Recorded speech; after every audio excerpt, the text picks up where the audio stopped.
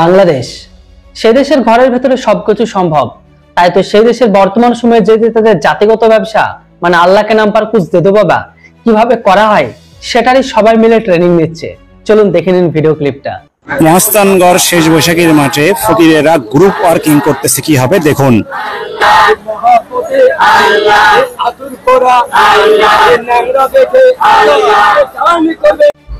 বন্ধুরা, বাংলাদেশিরা যে অলওয়েজ আব্বু বদলাতে এক্সপার্ট এমনটা নয়, এরা কিন্তু সময়ের সাথে সাথে তারা তাদের স্টেটমেন্ট বা বক্তব্য বদলাতেও এক্সপার্ট। মানে 5ই আগস্টের আগে যে সম্পূর্ণ পাল্টি মেরে নিল, দেখুন ভিডিও ক্লিপটা। আওয়ামী লীগ আমার যেই বাপে জন্ম দিয়েছে, আমার বাপ আওয়ামী লীগ, আমার দাদা আওয়ামী লীগ, আমার 14 গোষ্ঠী আওয়ামী লীগ, অতএব আওয়ামী লীগের সাথে আমি আছি। কথা কি ক্লিয়ার না ভেজাল আছে? দেন না আমার শাশুড়ি শেখ হাসিনা। শেখ হাসিনা যদি বাংলাদেশে কখনো পাড়া দেয় 2 দিনের লেগে হইলেও আয়না করে যাইতে। এখানে বহুত আওয়ামী লীগের চান্দু আছেন, আমি জানি আজকে দাঁড়াইতে পারবেন না, দাঁড়াইলে ঘুষি চোটে আপনার নাক সানো আমি নিজেই বানাইলাম। কি বন্ধুরা, দেখলেন তো বাংলাদেশের হুজুরটা 5ই আগস্টের বক্তব্য আর 5ই আগস্টের পরে পাল্টি কিভাবে মারলো। উনি যে নিজে পাল্টি মেরেছে এমনটা নয়, উনার সাথে সাথে উনার জনগণও কিন্তু পাল্টি মেরে গেছে। দেখুন আরেক বাংলাদেশের ভণ্ড হুজুরের বক্তব্য। আমি প্রথম যখন ইংল্যান্ডে যাই 90 সাল, মসজিদে বসেছি অনেক ইমাম একসাথে খেতে, পাকিস্তানি 7-8 জন। হঠাৎ করে আওয়াজ হলো খাওয়ার মধ্যে, ফট করে পাকিস্তানি ইমাম বললো আমার পাজামার দড়ি ছিঁড়ে গেছে। কি খাওয়া দিছে দেখ, ওকে ওকে ডোন্ট হিট হিম, আর খাইস না। আরে ভাই বহুত মজা হ্যায়, সির্ফ মজাই আতা হ্যায়। ইফতারির যে কি স্বাদ। বন্ধুরা ভাবুন, হুজুররা এমন খাওয়া দিয়েছে যে খাবারের চোটে তাদের প্যান্টের ফিতেই ছিঁড়ে যায়। বাংলাদেশের মাদ্রাসা চাপারে যে কমেডিয়ান এমনটা কিন্তু একদমই নয়, এমনটা ভাবলে ভুল ভাববেন, কেননা বাংলাদেশের হুজুরেরা কিন্তু কোনো কমেডিয়ার থেকে কোনো অংশে কম নয়। কথাটা ঠিকই বলেছেন। তো চলুন বন্ধুরা, দেরি না করে দেখে নিই বাংলাদেশের হুজুরদের কমেডি। না যদি কোনো মেয়ে যদি না পারে, এত বিশাল পাহাড়, বুকে কোনো ওড়না নেই, বুকের উপরে লিখে দেয় এক বুক জ্বালা। বন্ধুরা, ইসলামে নারীদের সম্মানের থেকে ভোগ্য পণ্যের যে বর্ণনা সেটা কিন্তু খুব ভালোভাবে দেওয়া আছে, আর হুজুরের কথা শুনে বুঝতে পারলেন। দেখুন আরেক হুজুরের ভণ্ডামি। তুমি রাগ করো না, খলো তোমার কি এক বিন্দু ভালোবাসা দাও, কিরণ মালার এত জ্বালা যদি বুঝিতাম। বন্ধুরা, আমরা তো জানতাম বাংলাদেশের হুজুরেরা লুচ্চা ভণ্ডামি পারে, কিন্তু এর সাথে সাথে এটা জানতাম না তারা কিন্তু সুন্দর সিঙ্গারও বটে। জন্ম গেল ঘাটে ঘাটে আমার জহলম, শুধু তোমাকে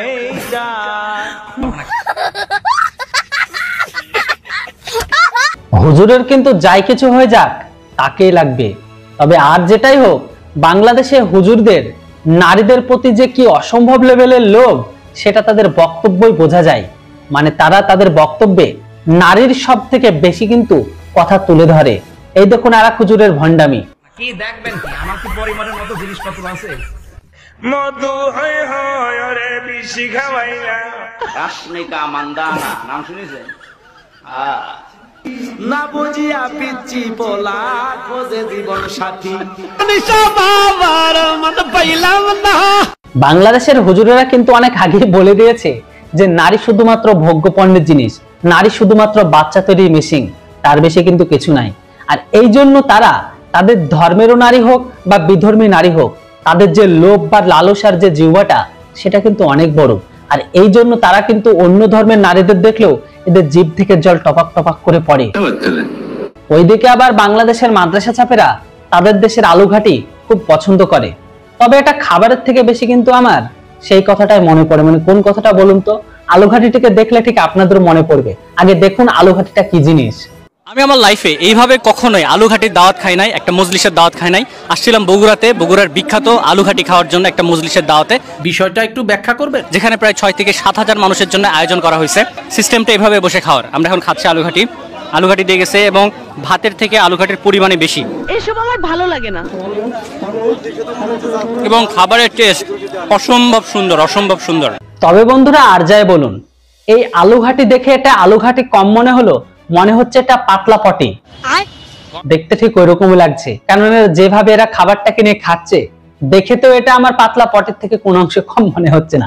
আপনাদের কি মনে হয় এটা কিন্তু অবশ্যই কমেন্ট বক্সে লিখে জানান। অন্যদিকে আবার বাংলাদেশের ইঞ্জিনিয়ার কিন্তু বাংলাদেশের প্রতিটি কোনায় কোনায় অবস্থিত, বিশেষ করে রিকশাওয়ালারা।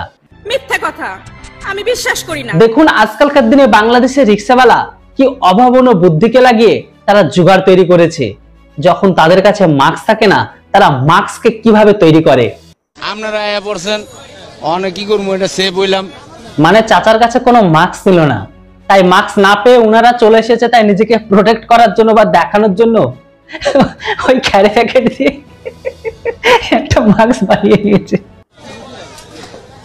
মাস্ক কিনতে মাছ আসছিল, মাস্কটা ফালাই হয়েছে, পুরানো হয়েছে, আবার দোকানে বসছিলাম, এই জন্য আর কি এটা লাগাইছি। বাহ চাচা বাহ, আপনার সত্যি মাস্ক বানানোর বুদ্ধি দেখে প্রশংসা না করে আর পারলাম না।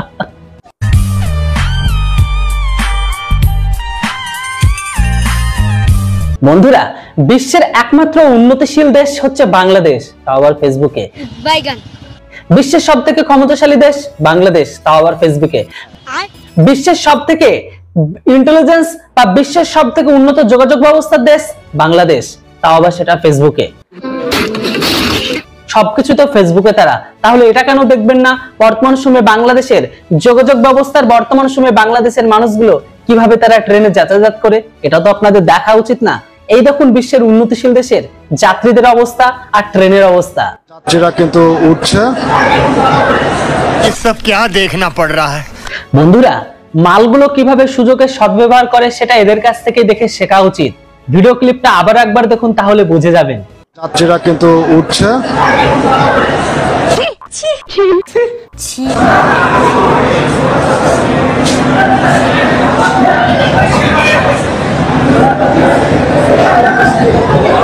তো বন্ধুরা, এটাই হচ্ছে বিশ্বের সব থেকে উন্নতিশীল দেশের মানুষের যোগাযোগ ব্যবস্থার চিত্র, মানে সেখানকার মানুষের যাতায়াতের চিত্র আর সেখানকার ট্রেনের চিত্র।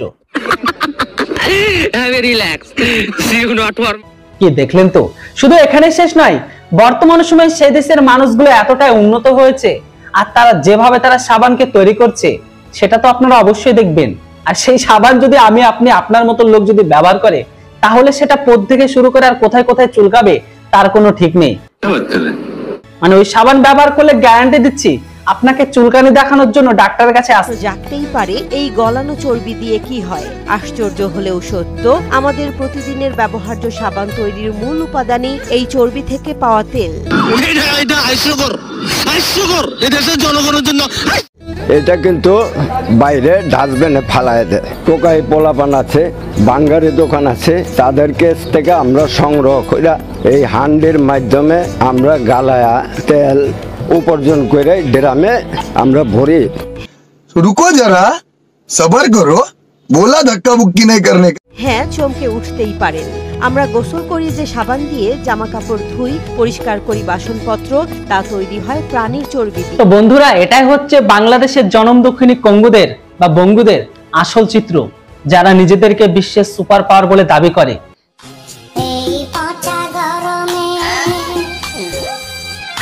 তাও আবার ফেসবুকে। যারা নিজেদেরকে সব থেকে বিশ্বের ক্ষমতাশালী অর্থনৈতিক দেশ হিসেবে দাবি করে, তাও আবার ফেসবুকে।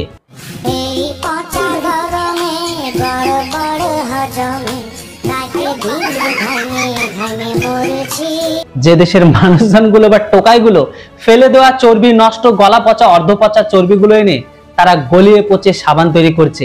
ভাবুন, এই সাবান যদি সেই দেশের গরিব, দুস্থ, সাধারণ মানুষগুলো বা ভিখারি জনম দক্ষিণী কাঙ্গুলগুলো ব্যবহার করে, তাহলে তাদের পদ থেকে শুরু করে না জানি কোথায় কোথায় চুলকানি শুরু হবে। তাহলে তাদেরকে সেই সাবান ইউজ করলে ডাক্তারের কাছে আসতেই হবে, বিশেষ করে চর্মরোগ বিশেষজ্ঞ ডাক্তারের কাছে।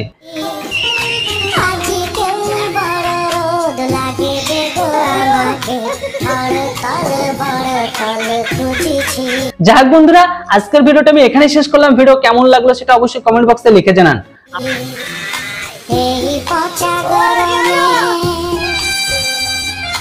যেটা হোক বন্ধুরা, এরপর থেকে আবারও লাগাতার আপনারা বাংলাদেশিদের নিয়ে ভিডিও পেতে থাকবেন। যাই হোক, চ্যানেলটিতে নতুন হলে অবশ্যই সাবস্ক্রাইব করতে ভুলবেন না। ভিডিও ভালো লাগলে একটা ছোট্ট লাইক, কমেন্ট, শেয়ার।